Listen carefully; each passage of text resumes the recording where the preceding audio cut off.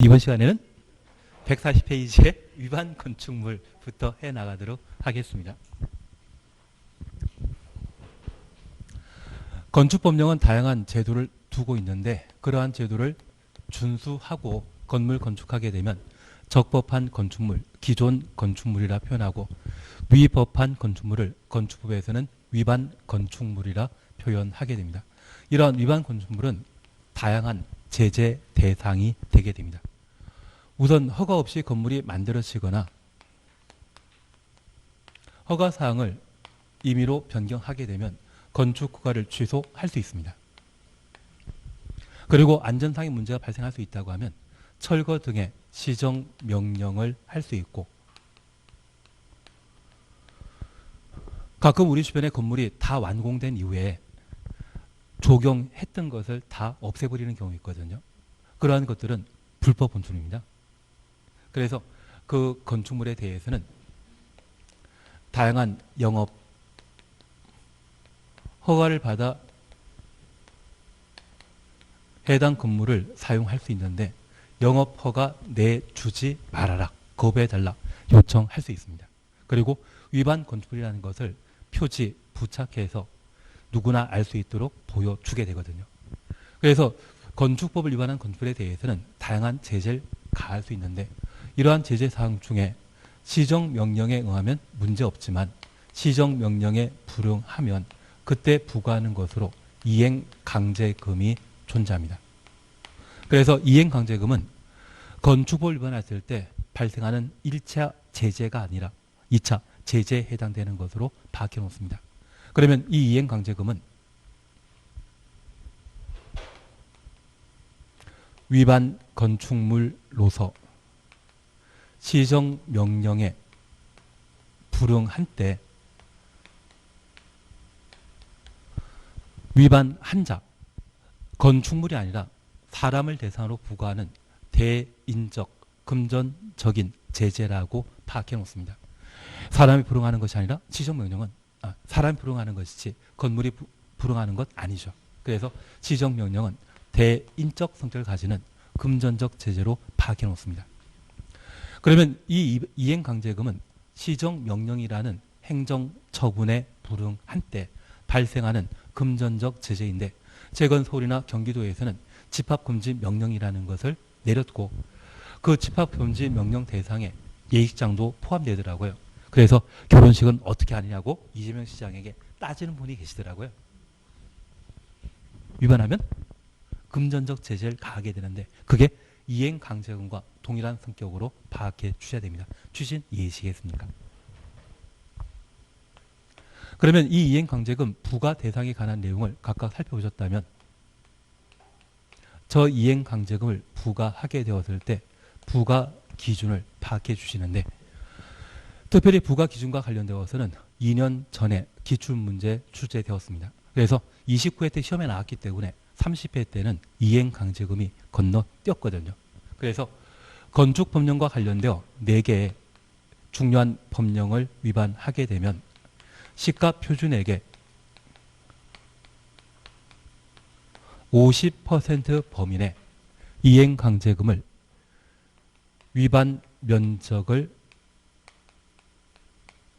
가산하여 부과 징수하도록 되어 있습니다.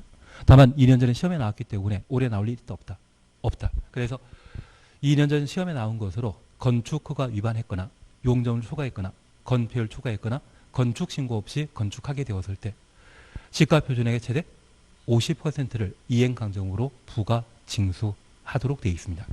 저 4개 법령을 제외한 그 밖의 일반적인 법령 위반 시에는 시가표준액의 10%의 위반 면적을 곱하여 이행강제금을 부과 징수하도록 되어 있는데 올해 나온다 안 나온다? 이제 출제 위험 끝이네요. 더 이상 드릴 말씀이 없습니다. 그런데 이 이행강제금이 1962년도에 이행강제금과 관련된 내용을 정해놨다가 2018년도에 법을 개정한 적이 있습니다.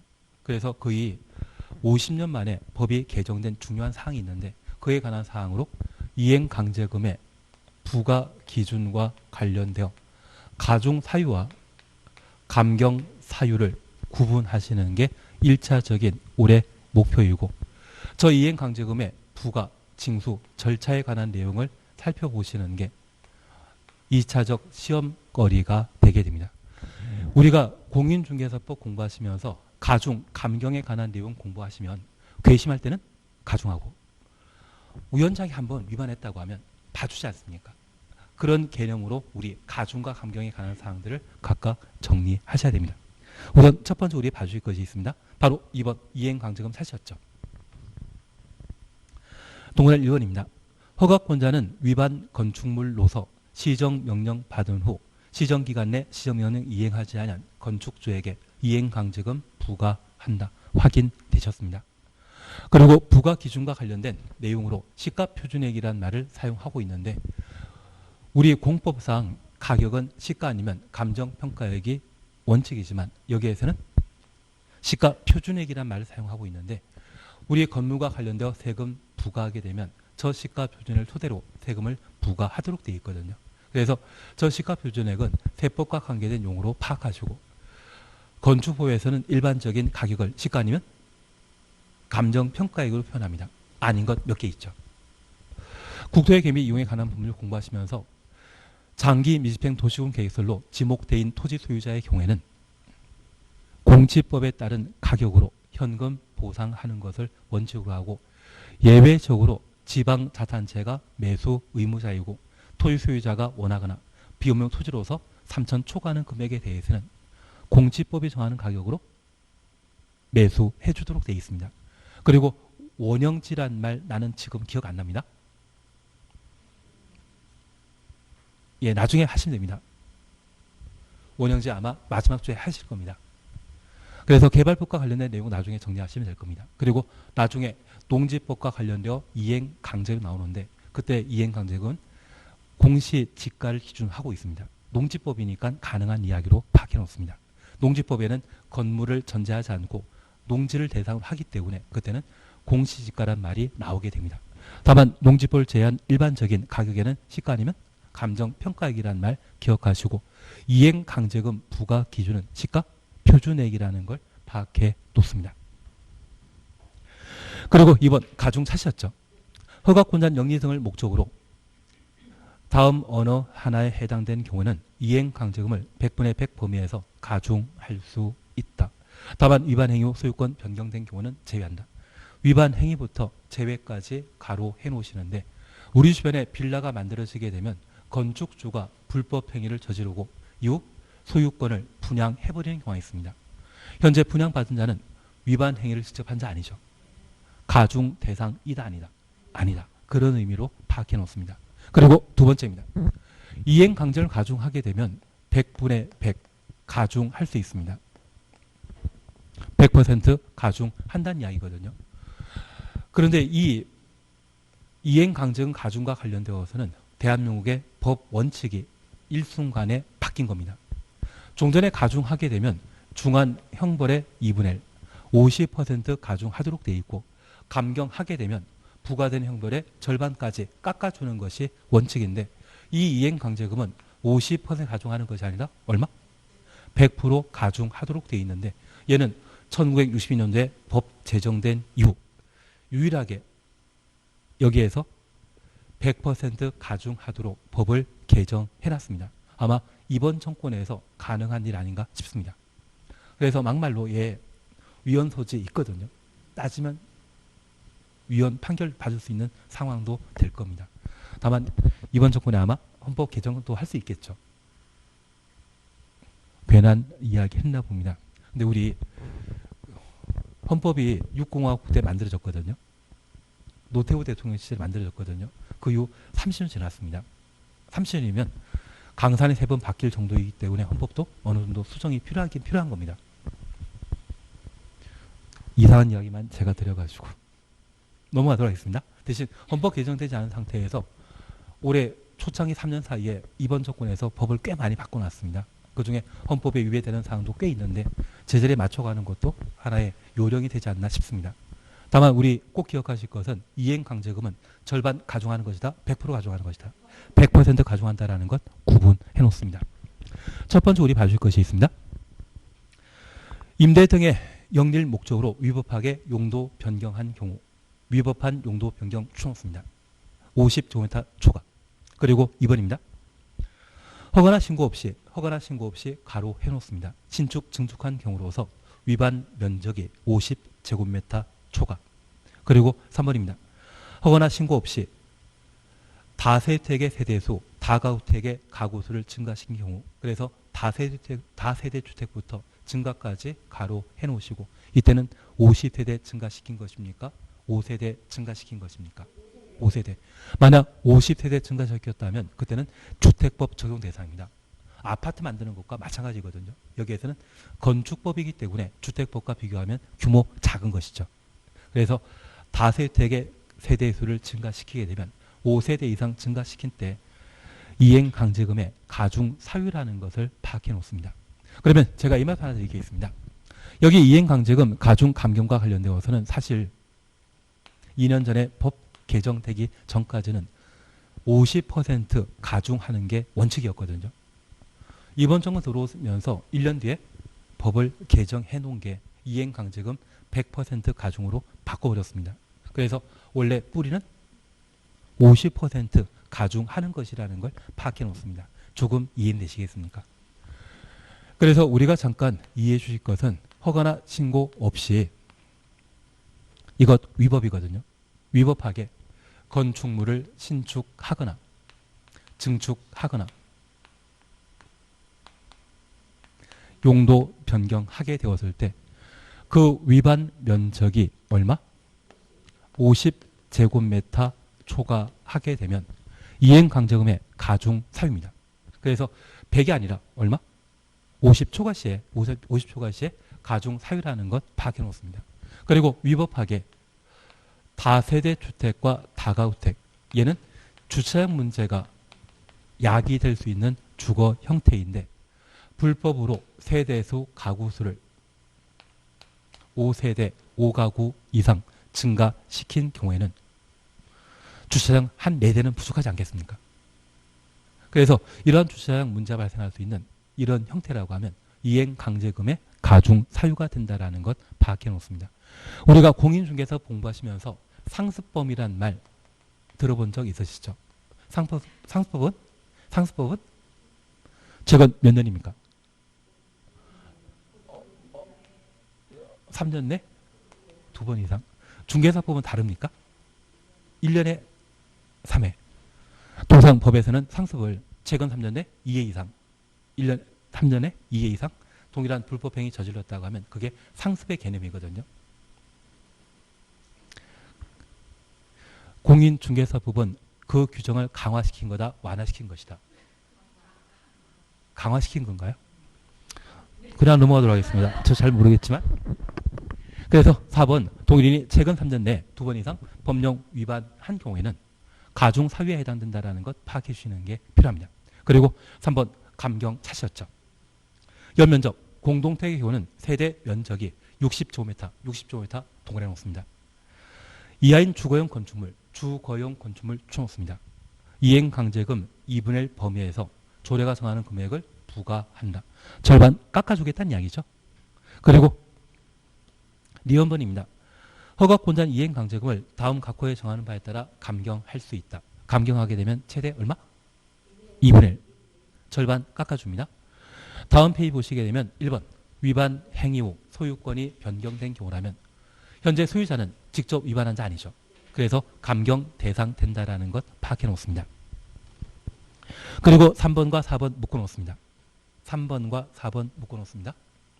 위반 면적이 30제곱미터 이하인 경우 집합 건축물 제외하고 집합 건축물의 구분 소유자가 위반한 면적이 5제곱미터 이하인 경우 확인되신 겁니다. 그러면 우리 잠깐 이해해 주실 것이 있습니다. 여기 감경 사유와 관련되어 가장 중요한 것은 연면적 또는 세대 면적이 60제곱미터 이하인 주거용 건축물 주택이죠. 그래서 연면적이라면 단독택을 의미하는 것이고 세대 면적이라면 공동주택을 의미하게 되는데 연면적 60제곱미터 이하의 주거용 건축물과 세대 면적 60제곱미터 이하의 공동주택의 경우에는 이행강제금을 절반 깎아준다. 그런데 얘가 2년 전까지만 하더라도 85제곱미터에서 이행 강제금의 감경 대상을 60으로 강화시켜놨습니다. 그래서 종전에 85제곱미터에 거주하는 서민들을 규정을 강화시켜 지금은 60제곱미터 이하인 때 이행 강제금의 감경 대상으로 개정했다라는 것을 파악해 주시는데 아주 중요한 서민 개념의 개정이기 때문에 꼭 한번 확인해 놓습니다. 그래서 연면적 60, 세대 면적이 60제곱미터 이하의 주택은 이행 강제금 감경 대상이라는 것 확인해 놓습니다. 그리고 우리가 이제 이해하신 게 있습니다. 위반 행위 후에 소유권이 변경되었다면 이행 강제금 감경 대상이라는 것 확인해 놓습니다. 그래서 위반 행위자와 현재 소유자가 서로 다르기 때문에 감경 대상이라는 것 파악해 주시는 게 필요하시고, 이제 마지막으로 파악해 주실 것은 집합 건축물 몇 글자입니까? 5글자. 구분 소유자 몇 글자입니까? 5글자. 이때는 5제곱미터 이하 불법 증축한 경우가 있다면, 위반 면적이 있다고 하면 감경 대상이라는 것 파악해 주시는데 5글자이기 때문에 5개. 그리고 집합 건축물을 제외한 집합 건축물 외 건축물이라면 그때는 우리 10평이라고 하면 크다 작다. 저 10평이 되려면 보통 33제곱미터이거든요. 33제곱미터이거든요. 법에 33 있다 없다. 33 법 안 나오거든요. 330은 나오더라도 33은 안 나오거든요. 그래서 저 33에 완전히 내림 숫자에서 30제곱미터 이하 위반 면적인 경우는 이행강제금 감경 대상 된다. 그렇게 구분해 놓습니다. 그래서 우리 주택법 공부하시면서 원룸용주택과 관련되어 투룸 만들 수 있는 것, 최소 면적이 30제곱미터 이상일 때 투룸 가능하지 않았습니까? 그냥 넘어갑니다. 지금은 그냥 아무 생각 없이 제가 부탁드리는 것은 주택과 관련되어 서민 개념이 85에서 60으로 개정되었다라는 것 확인하시고, 60 이하의 주거용 건축물인데 이행강제금 감경 대상이고, 집합 건축물 또는 구분 소유자 보게 되면 5제곱미터 이하 위반 면적인데 감경 대상이고, 그 밖의 경우는 10평 이하, 10평은 30제곱미터 이하인 때 이행강제금 감경 대상이다. 그렇게 구분해 놓습니다. 그냥 볼 겁니까? 자주 보실 겁니까? 자주 보시는 거죠. 4번입니다. 부가 절차와 관련된 사항 함께 보십니다. 허가권자는 최초 시정 명령이 있은 날부터 1년에 2회 이내 범위에서 조례가 정하는 횟수만큼 이행강제금을 반복 부과 징수할 수 있습니다. 1년에 2회 이내 가로 해놓습니다. 나중에 농지법에 이행강제금 보게 되면 1년에 딱 한 번입니다. 농촌에는 농작물을 추수했을 때 돈의 여유가 있거든요. 그래서 1년에 한 번 이행강제금 납부하는 반면, 도시 생활하는 분들은 월급쟁이들이 대부분이기 때문에 1년에 2회 이상. 그래서 요즘은 분기마다 보너스 있으니까 6개월마다 한 번씩 보너스 있으니까 잘 모릅니다. 분기마다인데 예전에는 6개월에 한 번씩 보너스 줬거든요. 그거 고려해서 1년에 2회 이내 이행강제금을 부과 징수하게 됩니다. 그리고 리어머니입니다. 허가권자 시정 받은 이를 이행하면 새로운 이행강제 부과를 즉시 중지하되, 즉시 중지 줄쳐 놓습니다.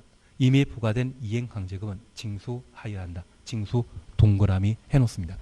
그러면 여기 부과 절차와 관련되어 첫 번째, 일사부재리에 대한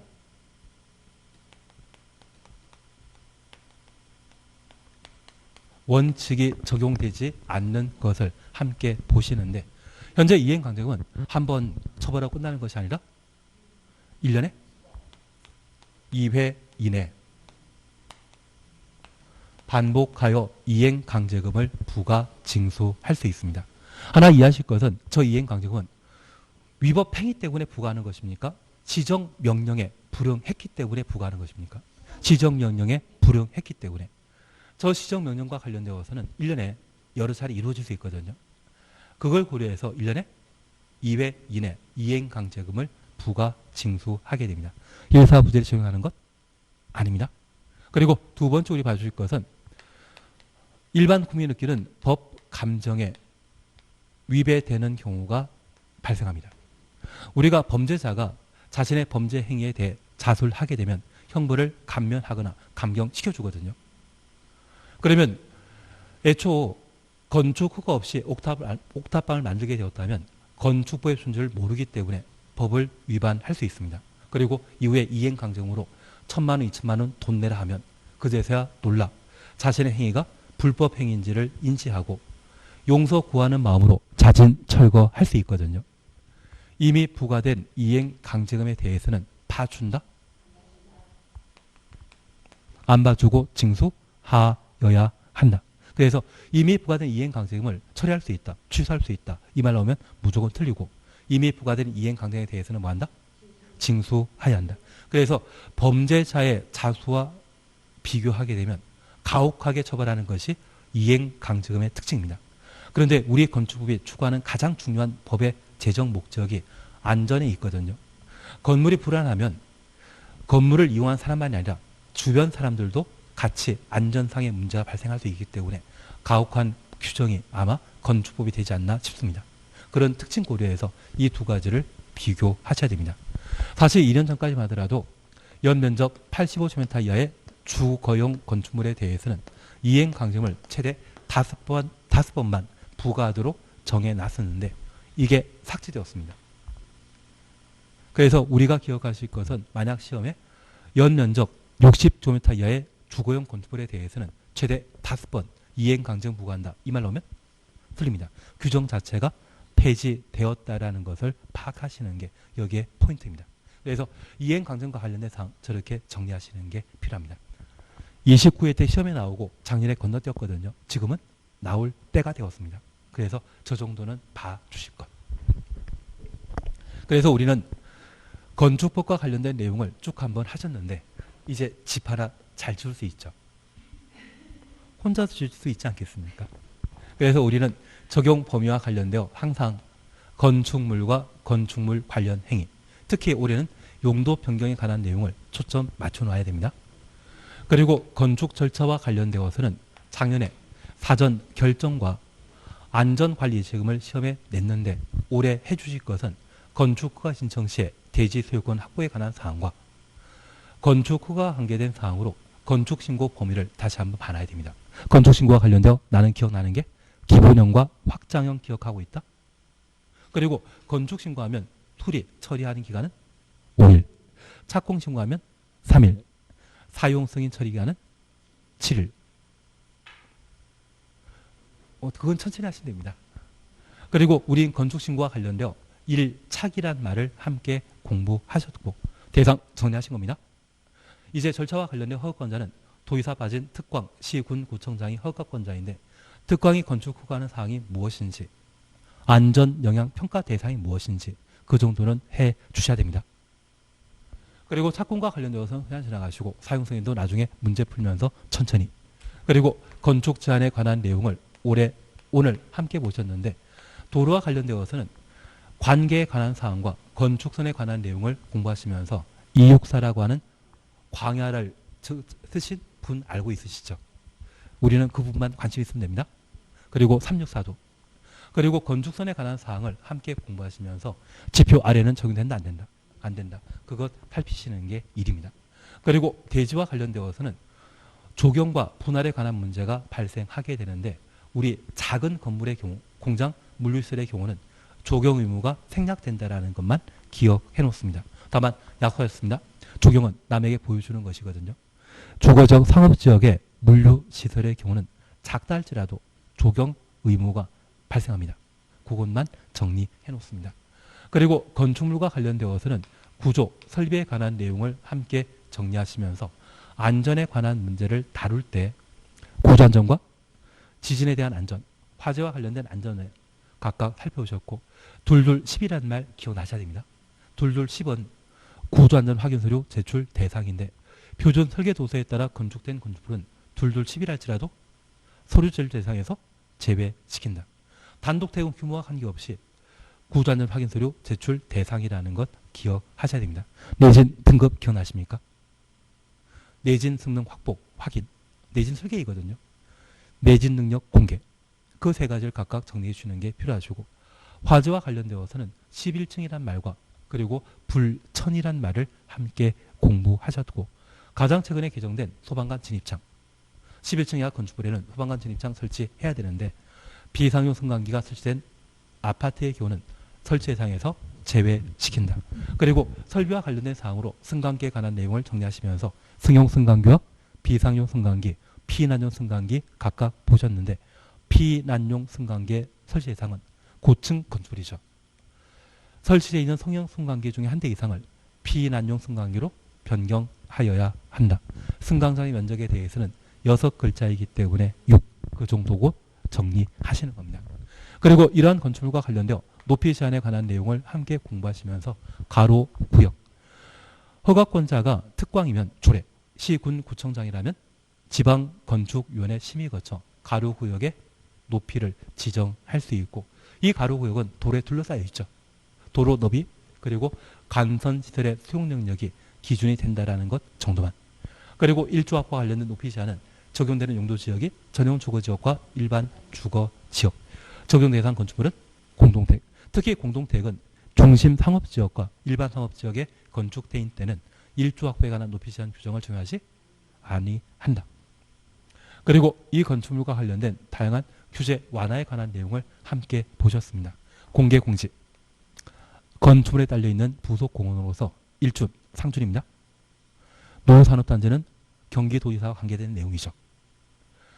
이렇게 공개 공지 확보하게 될 대상은 바다 면적합 5,000제곱미터 이상의 종업원 판문수, 어느 순간 종업운 판문수로 바뀌게 될 겁니다.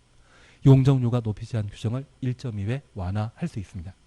그리고 특별건축구역과 관련되어서는 용산이라는 것 기억하시고, 지정권자는 국장 또는 지도이사가 개발 용지인 경우 특별건축구역 지정할 수 있다. 지금은 그 정도만.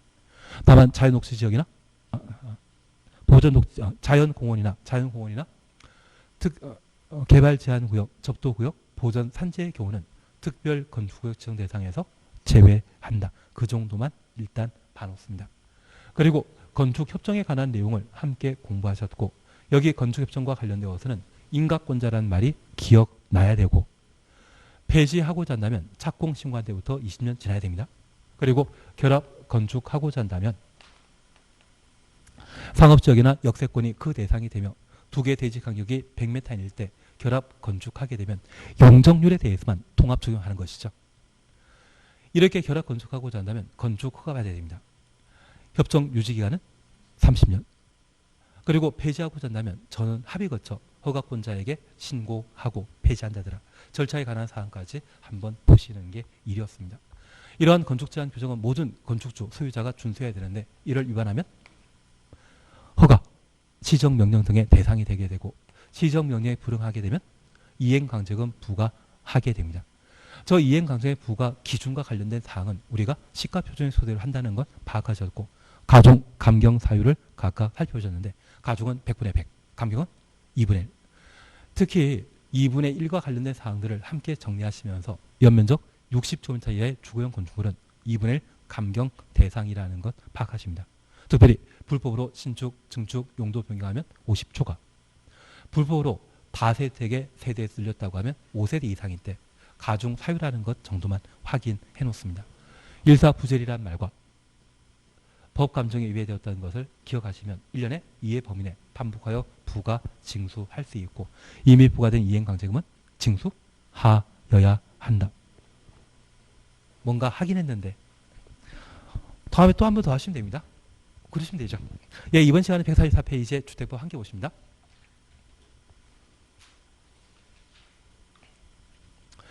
우선 적용 범위와 관련된 사항을 함께 이해해 주시는데, 여기 주택은 건축물의 한 종류입니다. 그런데 이 주택은 건축법에 따라 주택을 만들 수 있고요. 그리고 주택법에 따라 주택을 만들 수 있는데,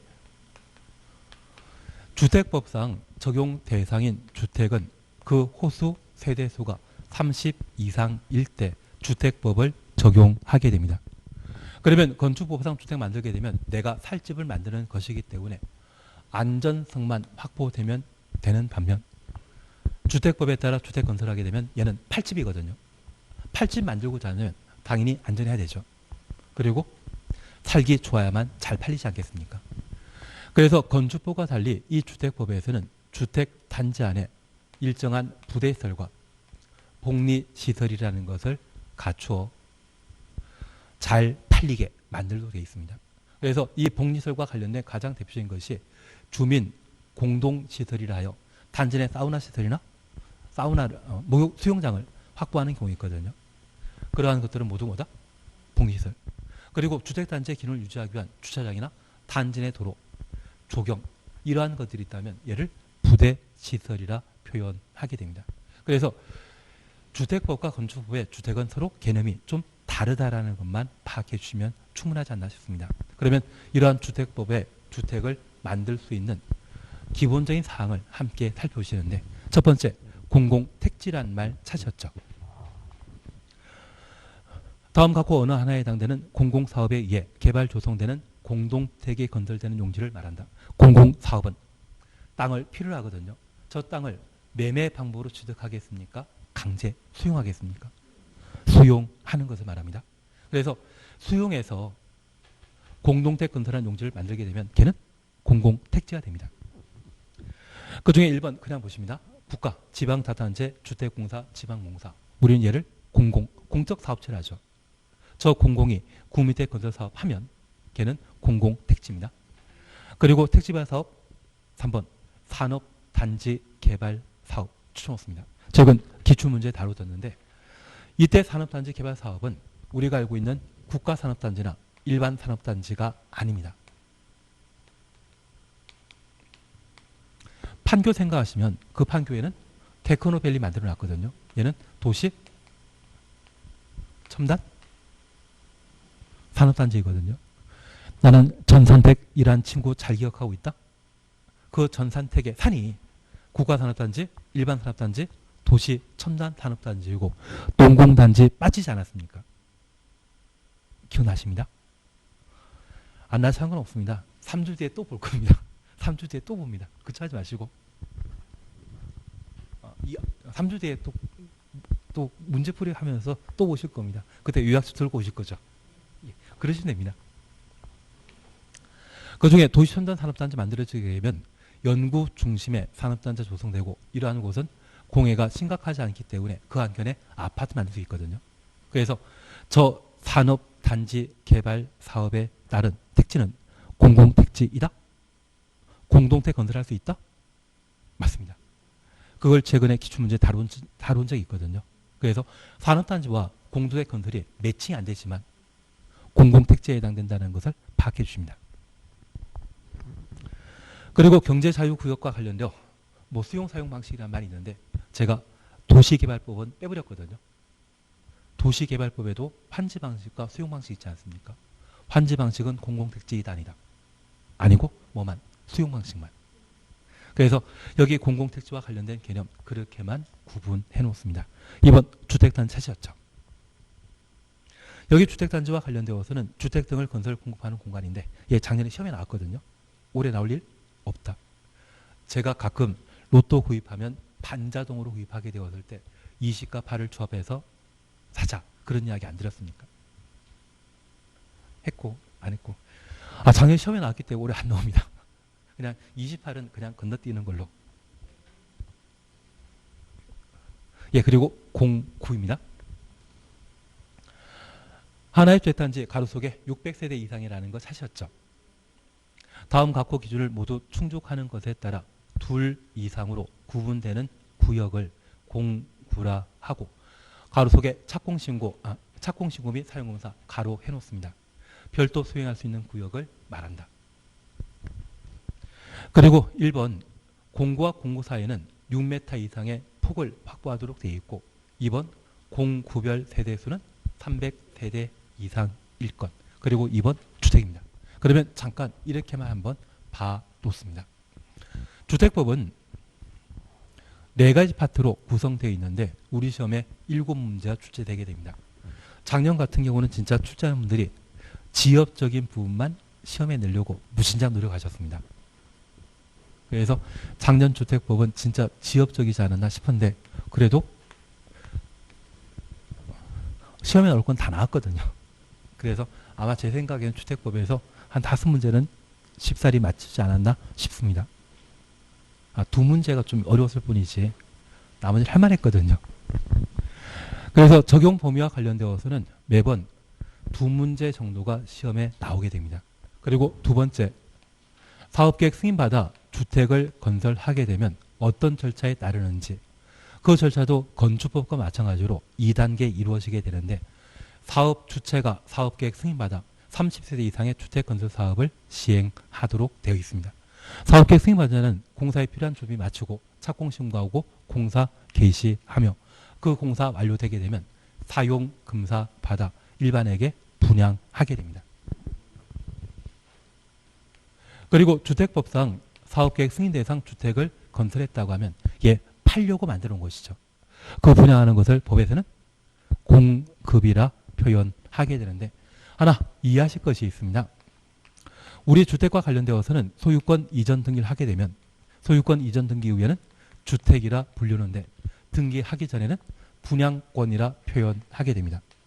저 분양권을 법에서는 주택의 입주자로 선정된 지위라 표현하게 됩니다.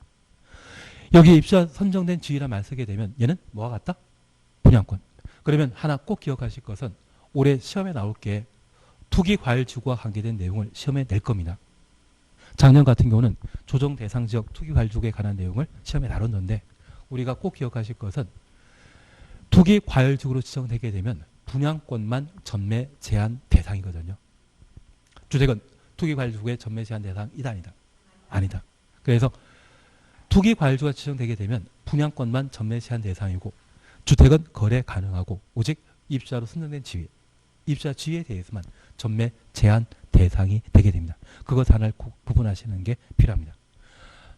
그리고 이러한 주택은 시간이 지나게 되면 재건축하게 되는데 그 재건축하기 전에 리모델링이라는 것을 주택법에 따라 시행할 수 있거든요. 그래서 저 네 파트에 걸쳐 총 우리 시험에는 7문제가 시험에 나옵니다. 보통 적용 범위에서 2문제, 그리고 주택 건설 절차에서 하나 또는 2문제 나옵니다. 공급과 관련되어 2문제, 리모델과 관련되어 하나 또는 2문제 나오더라고요. 그 중에 적용 범위와 관련된 사항을 함께 살펴보신 겁니다. 나중에 주택법은 쉽습니다. 하면 아주 쉽습니다. 그러면 첫 번째 우리 봐줄 것은 최근 정부에서는 3기 신도시를 지정했는데 그 3기 신도시 중에 가장 요즘 뜨고 있는 곳 어디겠습니까? 일산 바로 밑에 있는 창릉지구. 이 창릉지구가 발표되기 전까지만 하더라도 과천이나 또는 남양주 왕숙지구가 괜찮았었는데 이것 뜨고 나니까 일시에 끝나버리더라고요. 국토교통부 장관의 전 선거구가 일산이셨거든요.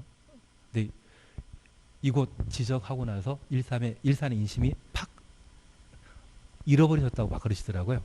아마 국토교통부 장관을 계속 하시는 게 더 합리적인 선택이 아니었나 그 생각 들긴 했습니다. 그러면 우리 잠깐 이해하실 것은 이러한 곳을 우리는 뭘 한다? 공공택지라 표현합니다. 특별히 창릉지구에는 아파트 건설하게 되었을 때 대충 3만 세대를 건설합니다.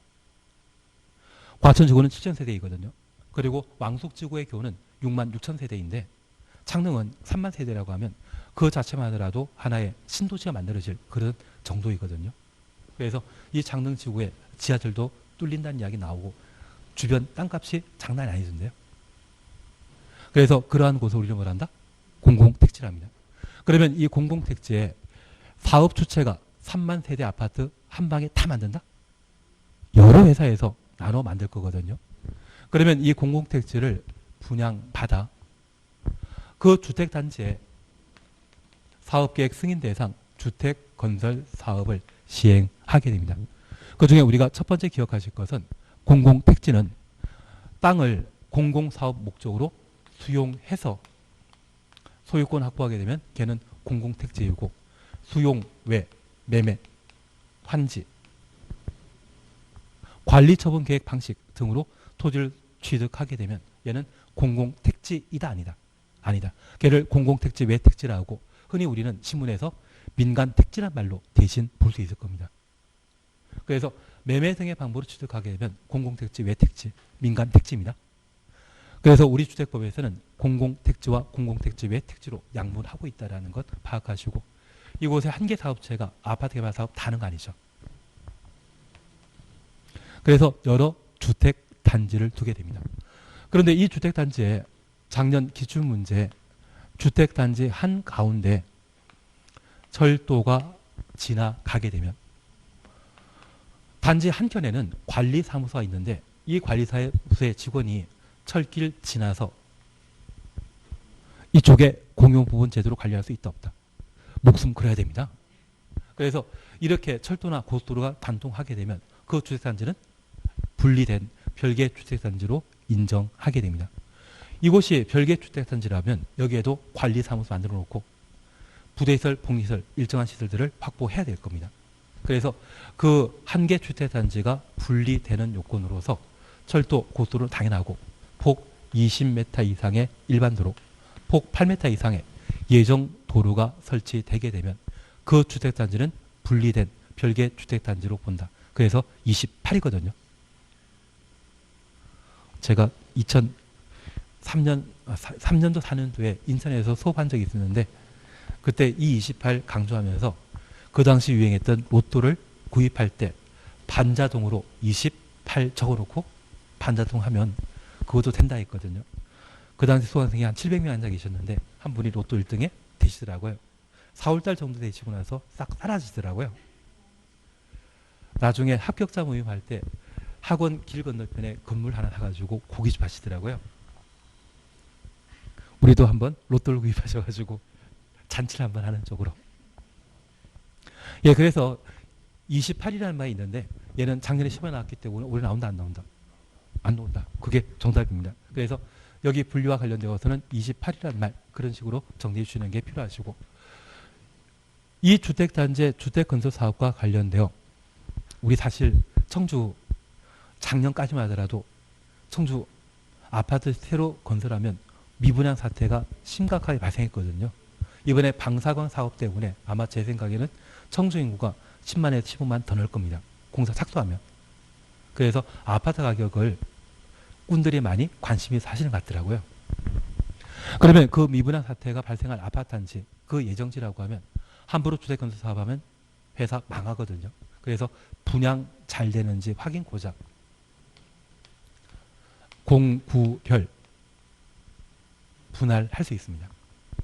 사실 사업계획 승인은 주택단지 전체에 걸쳐 건설하는 주택수에 따라 사업계획 승인 받도록 되어 있고 그 한 개 주택단지를 109와 209로 쪼개어 공사 시기를 달리 하는 경우가 있거든요. 109에 대한 공사를 착수하고 분양해보니 분양 잘 된다고 하면 나머지 공구도 신속하게 공사 진행해버리고요. 분양이 잘 안 된다고 하면 부동산 정책이 바뀔 때까지 공사 시기를 뒤로 연기할 수 있을 겁니다. 그런 목적으로 주택건설 사업하는 것을 뭐란다? 공구별 분할 사업이라 표현하게 됩니다. 이러한 공구별 분할 사업과 관련되어 그 분할 요건은 공구별 세대수는 300세대 이상일 것. 그러면 한 개의 주택단지를 109와 209로 쪼개게 되었을 때 각각의 공구의 세대수가 300이면 단지 전체의 규모는 600세대 이상일 때 공구별 분할 사업 할 수 있을 겁니다. 이렇게 공구별 분할 사업 하게 되면 주택건설 사업과 관련된 절차로서 사업계획 승인은 주택단 전체에 걸쳐 받도록 되어 있고요. 공구별로 뭐를 따로 할 수 있다? 착공신고와 사용금사를 따로 할 수 있습니다. 그래서 사업계획 승인은 단지 전체에 걸쳐 받았는데 공사 절차, 공사 착수 시기는 같다 다르다. 시기 다른 것. 그래서 착공신고와 사용금사 따로 할 수 있는 것을 공구별 분할 사업이라 표현하게 됩니다. 얘가 작년에 시험에 나왔기 때문에 올해 주변 그냥 한번 봐주시고요. 올해 반드시 시험에 나와야 되는 것이 있다고 하면 한 장 넘기시면 1. 양가로서 한번 도시형 생활주택 찾으셨죠? 세대 구명공택과 옆에 도시형 생활주택 시험거리이거든요. 그래서 세대 구분형 공택에 대해서는 별표 3개 해놓으시고 도정선택은 워낙 자주 시험에 나왔기 때문에 별표 하나. 그걸 해주시는 게 필요하십니다. 그리고 오늘은 시간이 다 되었기 때문에 오늘 여기까지 마시고 다음 주에는 145페이지 주택부터 다시 해나가도록 하겠습니다. 오늘도 수고하셨습니다.